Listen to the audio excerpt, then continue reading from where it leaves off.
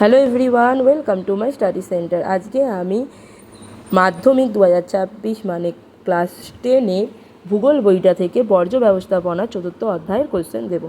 এখানে অনেকগুলো short question আমি দিয়ে দিয়েছি, তোমরা সুন্দর করে হাতের লেখা করে লিখে নিতে পারো বা স্ক্রিনশট তুলে নিতে পারো। তো প্রথম প্রশ্ন থেকে 1 থেকে 18 নম্বর পর্যন্ত প্রশ্ন দেওয়া আছে প্রথম পেজের মধ্যে।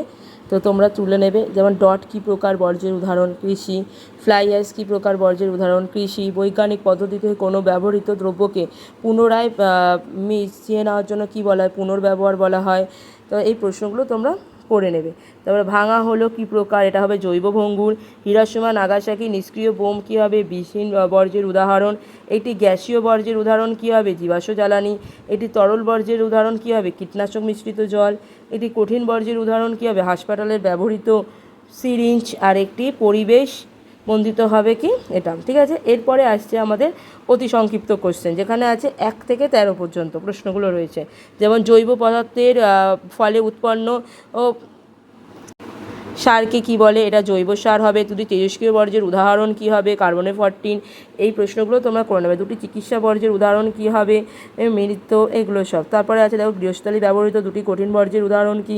কোল্ড ড্রিঙ্কস বলতে পারো, কিংবা গৃহস্থালীর মধ্যে তোমরা ফলের খোসা ফোসাও বলতে পারো, যেটা তোমাদের ইচ্ছা। তরল পদার্থের মধ্যে তুমি বলতে পারো কোনো জল, নোংরা জল, যেগুলো মিশ্রিত জল বা জলীয় অংশ, এগুলো সব। তারপরে বর্জ্য পুনর্নবীকরণের মধ্যে রয়েছে আখের ছিবড়া থেকে যেগুলো রয়েছে সেটার বর্জ্যের পরিমাণ কমানোর পদ্ধতিকে কী বলা হয়? এইগুলো রয়েছে। তারপরে রয়েছে বর্জ্যের আবার ব্যবহারযোগ্য হওয়ার পদ্ধতিকে কী বলা হয়? বর্জ্যের মধ্যে থাকা পদ্ধতিকে কী বলা হয়? তেজস্ক্রিয় বর্জ্য কোন শিল্প থেকে নির্গত হয়? রাসায়নিক শিল্প থেকে নির্গত হওয়ার উল্লেখ করো। ভারতের শহরে প্রতিদিন কত পরিমাণ বর্জ্য সৃষ্টি হয়? ভারতে গ্রামে প্রতিদিন কত পরিমাণ বর্জ্যের সৃষ্টি হয়?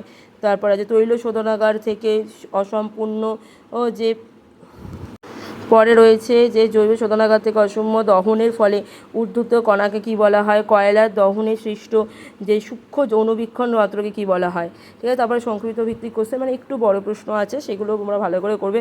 দেন বর্জ্য কাকে বলে? বর্জ্য ক প্রকার? কঠিন বর্জ্য কাকে বলে? কঠিন বর্জ্য উন্নতি কেন? মানে কঠিন বর্জ্য পোড়ানো উচিত নয় কারণ? তরল বর্জ্য কাকে বলে? গৃহস্থালির মধ্যে কঠিন বর্জ্যের কয়েকটি উদাহরণ দাও। এগুলো সব রয়েছে।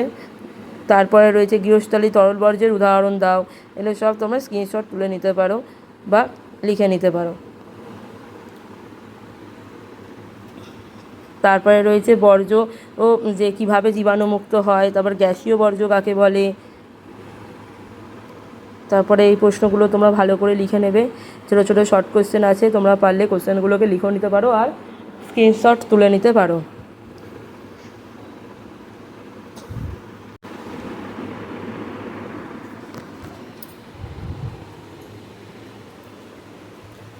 তারপরে আছে বিষাক্ত বর্জ্য কী বলতে কী বোঝো? বিষহীন বর্জ্য বলতে কী বোঝো?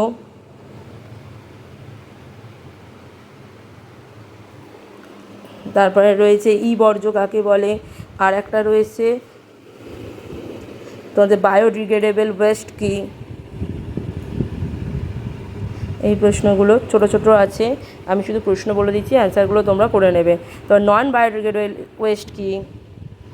অ্যান্সারগুলো তোমরা লিখে নেবে, আমি শুধু প্রশ্নগুলো বলে দিচ্ছি।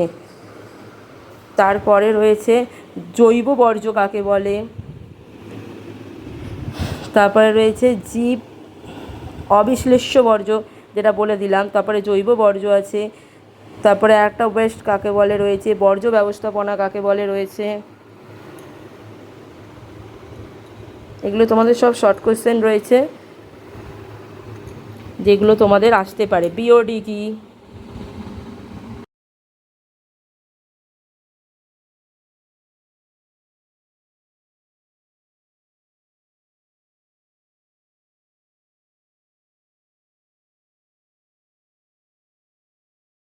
তারপরে রয়েছে ইউট্রোফিকেশন কি?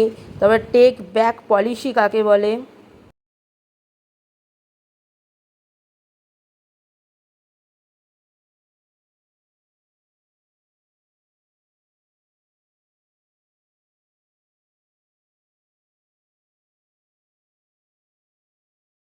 নিষ্কাশন কাকে বলে? উন্মুক্ত বর্জ্য কি? লিফেট বলতে কি বোঝো? আখের ছিবড়ে কী, তারপরে রয়েছে ওয়েস্ট এক্সচেঞ্জ কাকে বলে, এনপিকে কী, তেজস্ক্রিয় বর্জ্য কী, ভার্মিং কম্পোস্টিং কী, বর্জ্য ব্যবহার কী, বর্জ্যের পুনর্ব্যবহার কাকে বলে। এবার সংক্ষিপ্ত প্রশ্ন, সংক্ষিপ্ত প্রশ্ন মানে বড় নম্বরেরই আছে। বর্জ্য পদার্থের শ্রেণীবিভাগ করো।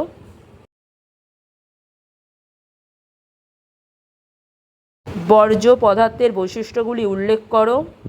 তারপরে আছে কৃষির বর্জ্য কিভাবে সৃষ্টি হয়। তারপরে আছে কঠিন বর্জ্যের দুটি উৎসগুলি চিহ্নিত করো।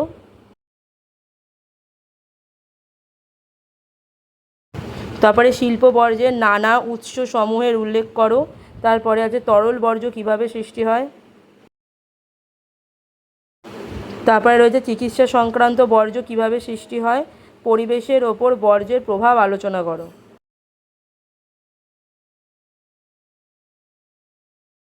তেজস্ক্রিয় বর্জ্য বলতে কী বোঝো। বর্জ্য প্রক্রিয়াকরণে ত্রিয়ার বলতে কী বোঝো। বর্জ্য ব্যবস্থাপনা কী।